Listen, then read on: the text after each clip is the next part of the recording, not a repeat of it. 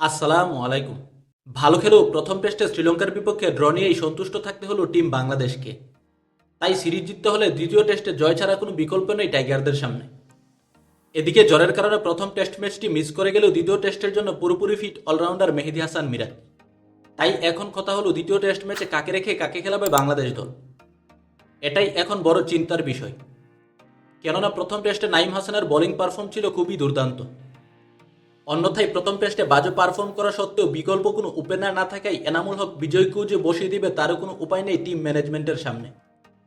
অপরদিকে প্রথম টেস্টে নাহিদ রানার বোলিং পারফর্ম ছিল কিছুটা ব্যাকফুটে, তাই তার জায়গায় দেখা যেতে পারে নতুন কোনো পেসারকে।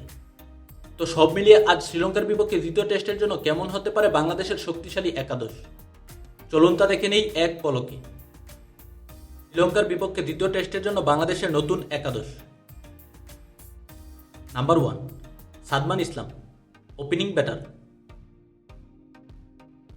Number 2, Enamul Haque Bijoy, opening batter. Number 3, Najmul Hossain Shanto, one down batter. Number 4, Mominul Haque, middle order batter. Number 5, Mushfiqur Rahim, middle order batter. Number 6, Liton Kumar Das, wicket keeper batter. Number 7, Mehidy Hasan Miraz, batting allrounder. Number 8, Naim Hasan, bowling allrounder. Number 9, Taijul Islam, spin bowler.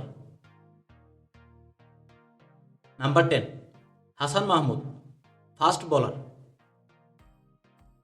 এবং নাম্বার 11, আপাদত হোসেন, ফাস্ট বোলার।